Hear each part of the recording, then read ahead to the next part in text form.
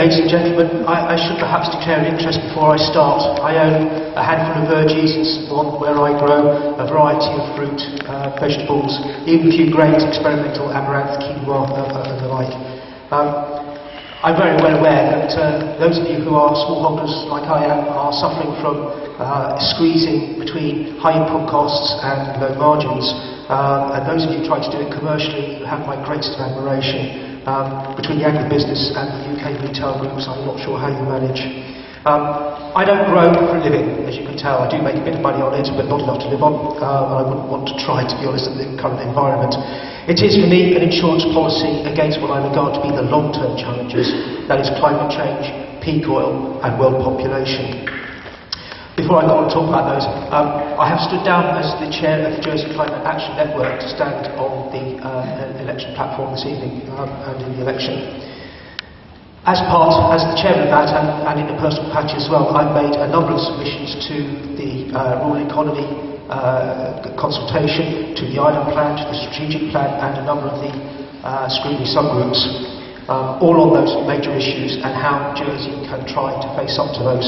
And it always comes down to the same issue. It comes down to food, food security, and how we deal with that. Climate change, because of its effect on rainfall, precipitation, drier summers, wetter winters, the spread of disease and pests. Blue tongue has already gone from the south of Spain to the French coast.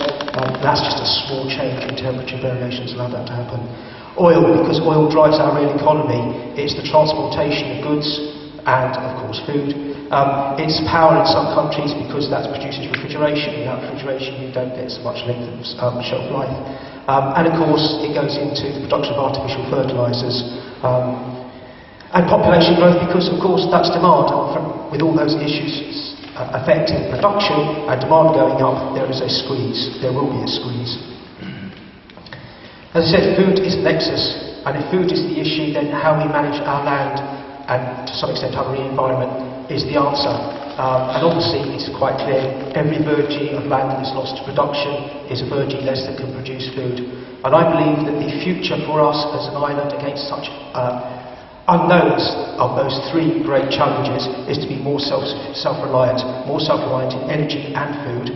In energy terms that means things like marine power, which we have potential for ourselves, insulating our houses and pay so much in and use so much in fuel, solar panels of course. And in food terms it means being more self-reliant, growing more food for the local economy and a more diverse selection of food.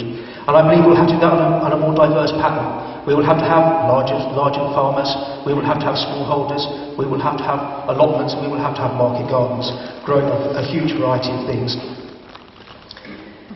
Soil management is an issue. Climate change scientists are quite clear that actually the soil is a great source of carbon, it's also a great sink of carbon, and if we manage that soil right, that is one of the ways that we can tackle our climate and CO2 issues that we have to do. The great challenge as well as land is you have to have the skills and the knowledge to manage that land properly.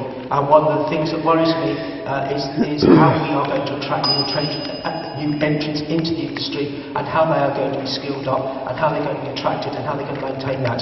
And just the cost of entry is going to be an issue, which is why I think we need a ladder of things that go from gardeners, market gardeners, allotments, smallholders, so that people can start at a level and move on and move up. I'll end there then.